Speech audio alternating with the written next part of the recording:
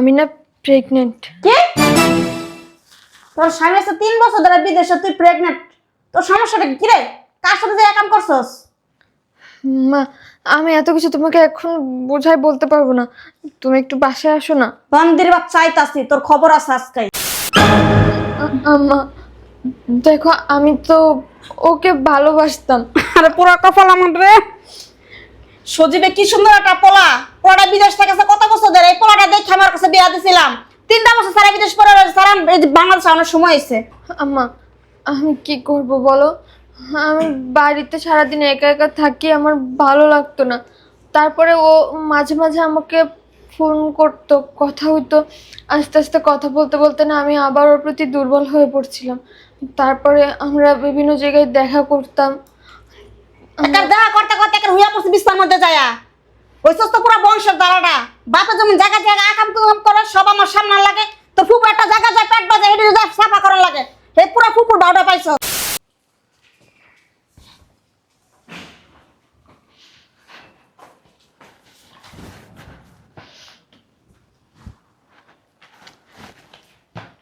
কি করব আমি?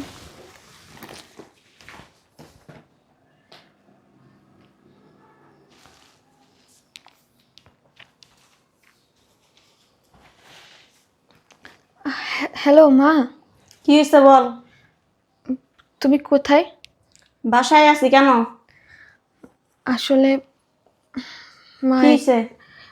একটা অসুবিধা হয়ে গেছে আর কি। কি শরীর অসুস্থ?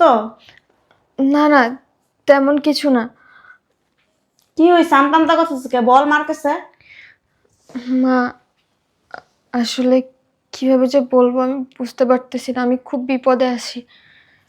বল কি হয়েছে? আমি তো তোর মা, আমার কাছে বলবি না কার কাছে বলবি? মা, আসলে আমি না প্রেগনেন্ট। কি? তোর স্বামী আছে 3 বছর ধরে বিদেশে, তুই প্রেগনেন্ট? তোর সমস্যাটা কি রে? কার সাথে যে কাম করছস? মা, আমি এত কিছু তোমাকে এখন বোঝাই বলতে পারবো না। তুমি একটু বাসায় আসো না। বান্দির বাচ্চা আইতাছি, তোর খবর আছে আজকে। শয়তানের বাচ্চা। রাখ ফোন।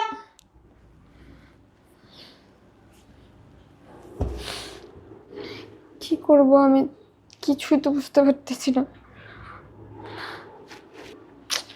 কি যে ভুল করলাম। মা আসলে আজকে নির্ঘাত আমার কপালে দুঃখ আছে, আবার ওর কথাও তো আমি ফেলতে পারলাম না। কিছু ভালো লাগতেছে না।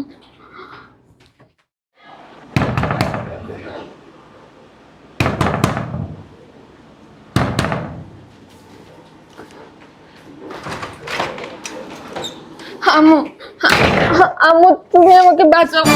আম্মু, এত সময় লাগছে গেট খুলতে? হ্যাঁ, এই এনে ব, এনে ব, হারামির বাচ্চা।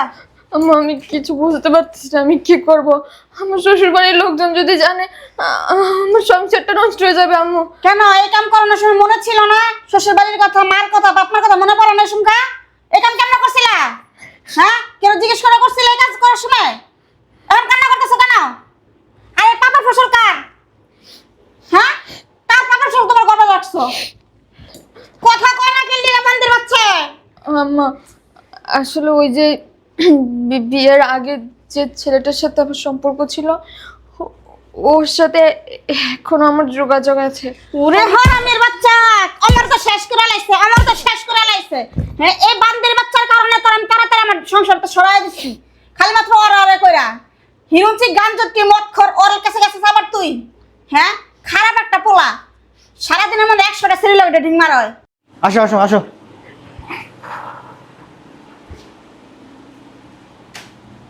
এইখানে রাখো।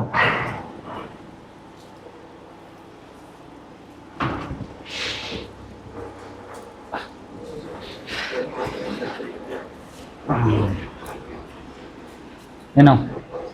ধন্যবাদ। আচ্ছা ঠিক আছে। আসি, আসসালামু আলাইকুম। ওয়ালাইকুম আসসালাম।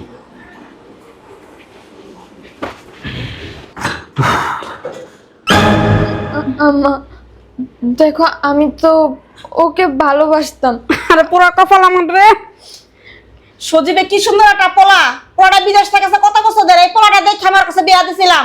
3টা বছর সারা বিদেশ পরে সারা বাংলাদেশে আনার সময় হয়েছে। আম্মা আমি কি করব বলো, আমি বাড়িতে সারাদিন একা একা থাকি, আমার ভালো লাগতো না। তারপরে ও মাঝে মাঝে আমাকে ফোন করতো, কথা হইতো। আস্তে আস্তে কথা বলতে বলতে না আমি আবার ওর প্রতি দুর্বল হয়ে পড়ছিলাম। তারপরে আমরা বিভিন্ন জায়গায় দেখা করতাম। একার দেখা করতে করতে একার হুইয়া পড়ছে বিস্তার মধ্যে যায়া।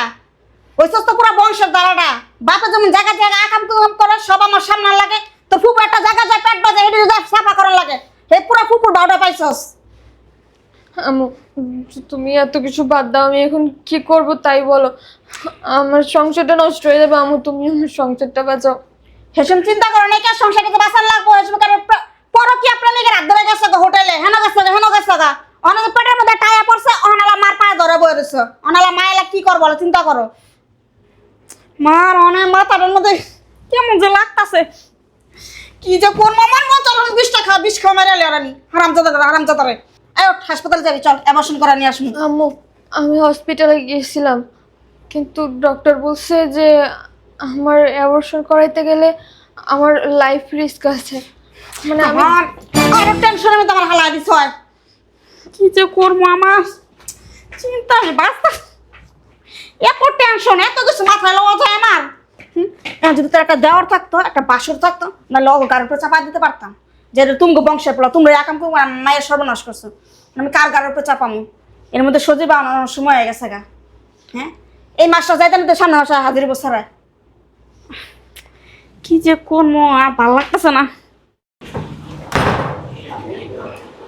জি জি জি, আমি প্রবাসে আসলাম 3 বছর পর বউকে সারপ্রাইজ দেওয়ার জন্য, আর এখন তো আমি নিজেই সারপ্রাইজ হয়ে গেলাম। সেটা আমি কি শুনলাম? আমি 3 বছর প্রবাসে, অথচ আমার বউ প্রেগনেন্ট।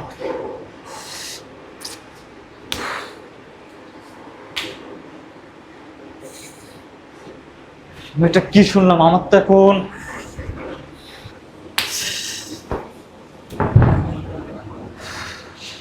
আল্লাহ, আমি এটা কি শুনলাম? এটা আমি সি সি সি সি সি সি আমি প্রবাসের মাটিতে হাড় ভাঙা পরিশ্রম করলাম কার জন্য?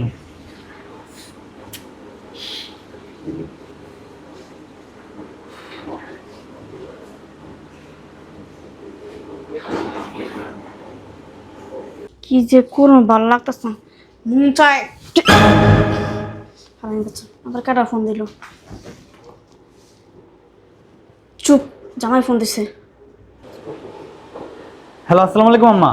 ওয়ালাইকুম আসসালাম বাবাজি, কেমন আছো তুমি? ভালো আছি আম্মা, আপনি কেমন আছেন? ভালো আছি। আম্মা, আমি তো দেশে চলে আসছি। কি, তুমি দেশে চলে আসছো? কই, আমি তো জানলাম না, আমার তো জানা আসলো না। আসলে আম্মা হয়েছে কি, হুট করে ছুটি পাইছি তো 2 মাসের, তাই দেশে চলে আসছি। আমি ভাবছি আপনাকে দেশে এসে তারপর জানাবো। আপনি একটা কাজ করুন, আপনি এখনই আমাদের বাসায় চলে আসেন। তোমাদের বাসায় মানে? বাবা, আমি তো তোমাদের বাড়িতেই আছি, কিছুক্ষণ আগে আসছি। কেন বাবা, আমার জন্য কিছু নিয়ে আসছো? জি আম্মা, আপনার জন্য নিয়ে আসছি নেকলেস। আপনি আমার কাছে একটা নেকলেস চাইছিলেন না, সেটা নিয়ে আসছি। সত্যি বাবা, তুমি আমার জন্য নেকলেস নিয়ে আসছো? জি আম্মা। ঠিক আছে, তাড়াতাড়ি বাসায় আসো, আমি তোমাদের বাসায় আছি। আচ্ছা ঠিক আছে। ঠিক আছে। শয়তানের বাচ্চা, জামাই বাবা যে আয়া পড়ছি এয়ারপোর্টে, কিছুক্ষণের মধ্যে আয়া পড়ো বাড়ির মধ্যে। এখন কি করবি? হ্যাঁ, আমার তখন ভাবতে অবাক লাগতেছে, জামাইয়ের কাছে আমি কি কমু, কেমনে মুখ দেখামু? হ্যাঁ, কি করবো এখন, তুমি কিছু বলো না। আকাম করার সময় মনে আসছিল না জামাইয়ের কথা? তখন খেলা হয় নাকি? যখন জল লাগে হইতে গেছিলা তখন সজীবের চারা মুখে বাসে নাই কা? মাথারা নষ্ট হয়ে যেতেছে গা। চল ঘরে চল, ব্যবস্থাটা করতেছি।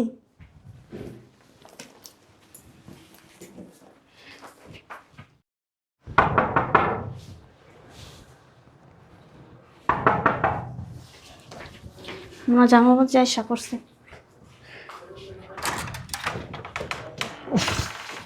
বাবা রে বাবা। আম্মা, আসসালামু আলাইকুম। ভালো আছেন? ভালো আছো বাবা, তুমি ভালো আছো? এই তো। আচ্ছা বসো। এই বৃষ্টি, বৃষ্টি, এই বৃষ্টি, এই দেখ জামাই আইছে। বাবাজি বসো বসো। আরে, আপনি চলে আসছেন? ভালো আছেন আপনি? হ্যাঁ ভালো আছি, তুমি ভালো আছো? হ্যাঁ, ভালো আছি। আপনার আসতে কোনো অসুবিধা হয় নাই তো?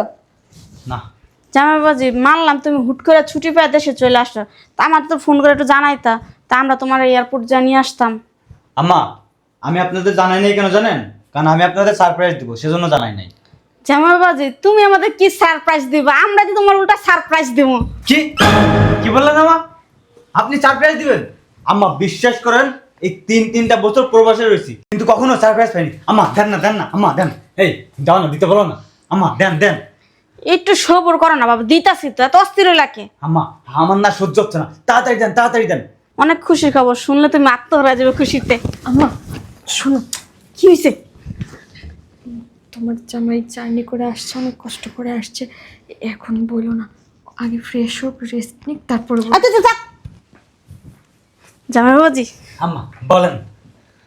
কেমন যে কথাটা বলতে। আরে আম্মা বলেন না, এমন করতেছেন কেন? আম্মা আরে বলুক না আম্মা। আম্মা বলেন। জামাইবাজি বলেন। তুমি না বাবা হতে যাচ্ছ। আম্মা, আপনি আমাকে এটা কি শুনালেন? সত্যি? হ্যাঁ। এই তুমি এই খবর তোমার আগে দাও না কেন? ওই যে বললাম তোমাকে সারপ্রাইজ দিতে চাইছিলাম, এই জন্য। আম্মা বিশ্বাস করবেন না, আমার যে কত খুশি লাগতেছে, আমি না খুশিতে পুরো আত্মহারা। আমি জানতাম বাবাজি তুমি খুশি না হয়ে পারবা না। হ্যাঁ আমিও জানতাম। তোমাদের আরো অনেক আগে আমাকে জানানো উচিত ছিল। আমিও বলছিলাম, ও বলে না ও তো 2 মাস পর বাংলাদেশে আসতেছে, তখন বলবো। আম্মা আমি না অনেক খুশি। আম্মা আমি যে আপনাদের কি দিব আমি না ভেবে পাচ্ছি না। আম্মা আমি কি হলো বাবা যেটা দিলাম সারপ্রাইজ। কেমন সারপ্রাইজ? কেমন সারপ্রাইজ জানেন না? বুঝলাম না। ও বোঝেন নাই? ওঠেন বলছি। এই শয়তান হচ্ছে দিকে। আপনি কেমনে পারলেন, হ্যাঁ, যে এই অবৈধ বাচ্চা আমার কাঁধে চাপাই দিতে? অবৈধ বাচ্চা মানে কি বলতে চাইতেছো তুমি জামাই বাবাজি? আপনি একটু কথা বলবেন না। আপনি হচ্ছে শয়তান নাম্বার 1, এটা হচ্ছে শয়তান নাম্বার 2। কি বলতেছো বাবা যে অবৈধ বাচ্চা হইতে যাবে কেন? এটা তো তোমার বাচ্চাই। 3 বছর আগে আমার মেয়ের সমস্যা ছিল, সমস্যা সমাধান হয়েছে, বাচ্চা পেটে আইছে। ও আচ্ছা, এই ব্যাপার। মানে আপনি বলতে চাচ্ছেন আমি 3 বছর আগে আপনার মেয়েকে বীজ দিয়ে গেছি, সেই বীজ থেকে এখন গাছ হয়েছে, তাই না? হুম। কেমনে পারেন মিথ্যা কথা বলতে? হ্যাঁ, মা মেয়ে দুইটা কেমনে মিথ্যা কথা বলতে পারেন? আপনি কি মনে করছেন আমি কিচ্ছু জানি না? আমি সব জানি, আমি সব দেখেছি। আপনারা এখানে যে আলোচনা করছেন না, আমি ওই দরজার পাশে দাঁড়িয়ে সব দেখছি। তুমি আরো আগে আসছিলা? হ্যাঁ, আমি দরজার ওই পাশে দাঁড়িয়ে তারপরে আপনাকে ফোন দিছি, কথা বলছি ফোনে। আপনি না তখন বললেন আপনি এয়ারপোর্ট। হ্যাঁ, আমি এয়ারপোর্টে বলছি, কারণ আমি তোদের হাতে হাতে ধরার জন্য এই কথাটা বলছি, তোদের শিক্ষা দেওয়ার জন্য এই কথাটা বলছি। না আপনি মিথ্যা কথা বলছেন। হ্যাঁ, আমি মিথ্যা কথা বলছি। আম্মু, এখন কি হবে? তো সব জেনে গেছে। এখন আর কি হবে? এবার তুমি আর ঠেলার সামনে সারা তুমি তোমার সংসার, আমি আর যাই না। এই আমাই এদিকে আসেন, আপনার মেয়েকে নিয়ে যান। ওরে কই নিয়ে যাবো? ওরা কই নিয়ে যাবো মানে, যে এই যে অবৈধ বাচ্চা জন্ম দিছে না, তার কাছে নিয়ে যান। এটা তো ওর সংসার। দেখেন আম্মা, আমি আপনাদের সাথে অতিরিক্ত কোনো কথা বাড়াতে চাই না। আমি চাই না আপনাদের জুতা দিয়ে পিটাতে। ভালো বলছি, আপনার মেয়েকে নিয়ে এখন এখান থেকে নিয়ে যান। তুমি এসব কি বলতেছো? এটা তো আমার সংসার, আমার স্বামীর সংসার। তোর স্বামীর সংসার না, তোর স্বামীর সংসার। শয়তানের বাচ্চা, যখন অন্য বেটার কাছে যে শুইছিলি তখন মনে ছিল না স্বামীর সংসার নাকি? হ্যাঁ, তোর লজ্জা করে না? বিহায়া, তোর লজ্জা করে না? বিহায়া, বেশরম, নির্লজ্জকটা, তুই কেমনে পারলি তুই আমাকে রেখে একটা পরপুরুষের কাছে যাইতে?